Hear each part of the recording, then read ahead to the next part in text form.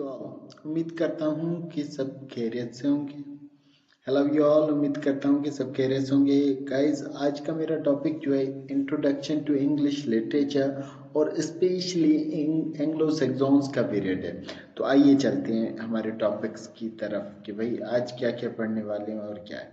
Afterward सबसे पहले मैं हाईलाइट कर रहा हूँ सेल्स को। सेल्स का पुराना नाम ब्रेथन एंड गेल्स है। ब्रेथन को हम ब्रिटेन और गेल्स को ग्रीस कहते हैं। क्लियर। एक्चुअली एक कौन थे जिसका नाम था सेल्स। सेल्स जो है उन्होंने एक फाइंड आउट किया था एरिया, एक एरिया खोजा था। एक्चुअली ये लोग जो है ना खाना बदोश थे। जहां पर खाना मिलता था वहीं पर रहने की कोशिश करते थे। तो इन्होंने जो है एक एरिया देखा था जहां पर ये लोग शिफ्ट हो सके, और वो एरिया बहुत ही बड़ा था, वहां पर खाना भी ज्यादा था। तो ये लोग वहां पर आए थे और ये लोग जो है सेल्टिक लैंग्वेज बोले थे, और इन्होंने जो एरिया फाइंड किया था वो एक बहुत बड़ी कंट्री भी हो सकता था। तो इसी वजह से क्या हुआ कि रोम जो है वो उस टाइम का एग्रेसिव कंट्री था और मिलिट्री पावर भी स्ट्रॉन्ग था।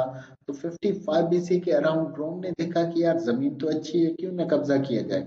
तो 55 बीसी में रोम ने क्या किया, रोम वाले आए, हमला किया, चले गए, फिर आए, हमला किया, चले गए, ऐसे करते करते फाइनली 55 बीसी में उन्होंने फाइनल हमला करके अपना झंडा उस पर गाड़ दिया, यानी वहां पर हुकूमत करने लगे।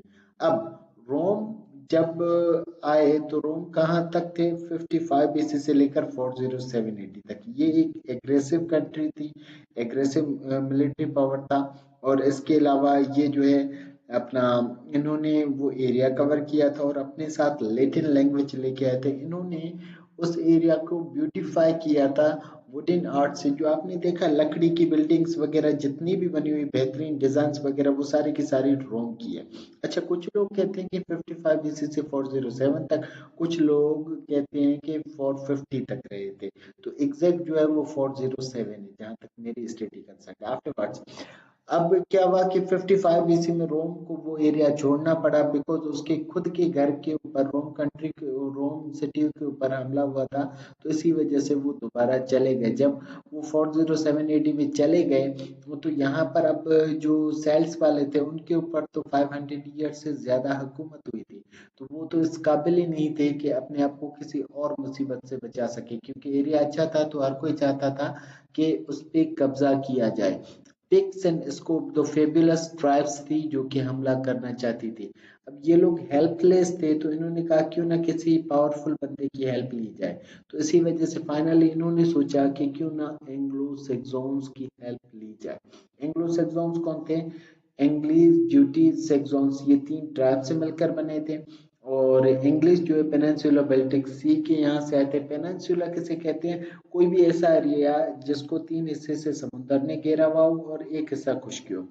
और जूट स्कॉटलैंड से आए थे, और सैक्सन्स जो है वो डेनमार्क से आए थे। ऐसे करके इन्होंने एक ट्राइब बनाए थे। आफ्टरवर्ड्स हमारी जो एंग्लो सैक्सन्स के ऊपर डिटेल वीडियोस आने वाली है, तो चैनल को सब्सक्राइब कर लें।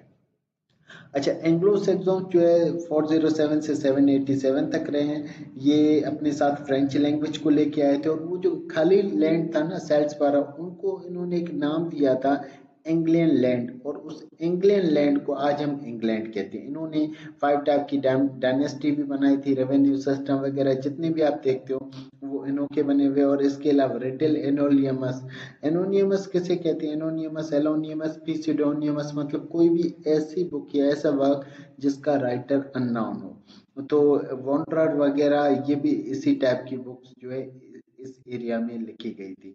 अब इनके किंग अल्फ्रेड द ग्रेट और कुछ राइटर जो है मेंशन है, वो सारे के सारे इस एरिया से बिलोंग करते हैं। और उनके जो वर्क्स हैं वो स्पेशली रिलीजियस पोएट्री या हीरोइक एलिमेंट्स वगैरह जो हैं उनके ऊपर रहे हैं। और स्पेशली पोएट्री इस टाइम में बहुत ज्यादा, किंग अल्फ्रेड द ग्रेट से पहले इस टाइम में पोएट्री बहुत ज्यादा आई थी। और किंग अल्फ्रेड द ग्रेट को क्लेम किया जाता है कि वो फर्स्ट बंदा था जो कि पोएट्री को लेके आया था। गाइस, इसके अलावा मेरी जो स्लाइड्स है एंग्लो सैक्सन्स के ऊपर एक डिटेल्ड वीडियो आने वाली है, और उसकी पूरी प्ले लिस्ट बना रहा हूँ जिसमें मैं हर एस्पेक्ट कवर करने की कोशिश करूंगा।